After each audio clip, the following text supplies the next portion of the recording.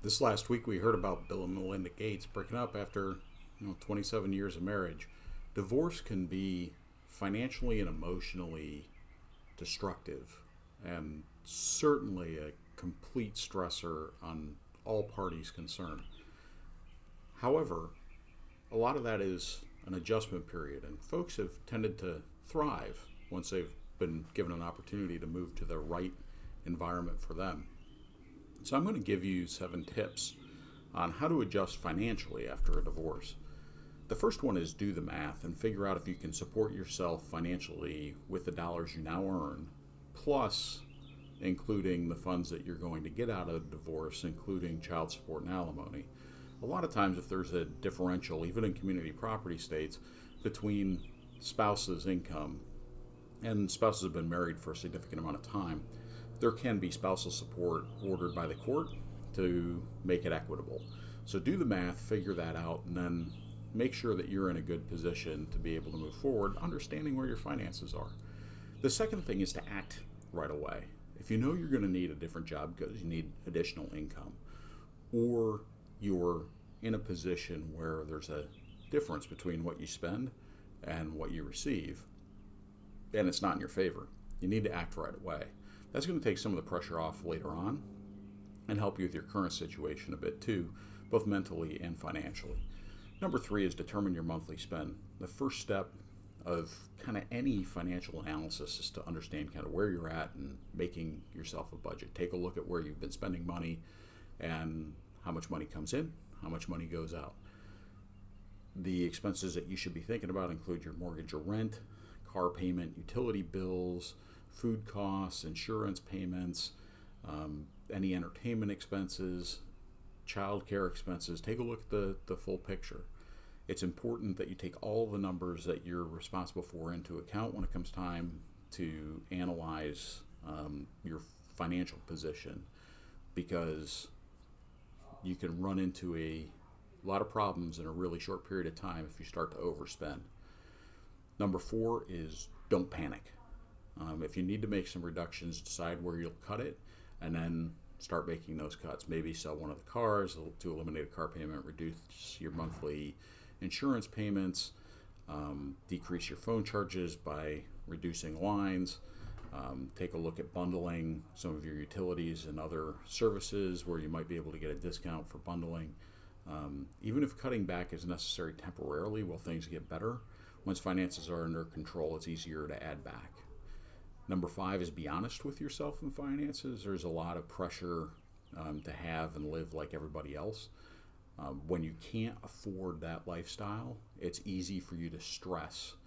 And then you're stressing because you're not keeping up with the Joneses, and you're stressing because you don't have the financial ability to do so, and you're putting yourself into a hole and you know it. Why not take the opportunity to break a little bit from those societal pressures? You'll pay less on your electric bills and lower your rent when you live alone or when you add a roommate. And once you've taken some time as a single person and you've kind of adjusted yourself emotionally, then you can begin to upgrade accordingly. It's easier to be happy now, and stuff doesn't make us happy, than to wait till later. Enjoy life today by being responsible financially today.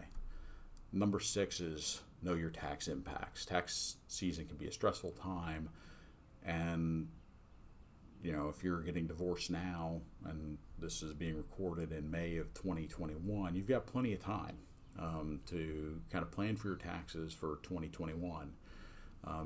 If your divorce isn't final and it's nearing the end of the year, you can file jointly and put everything on one return.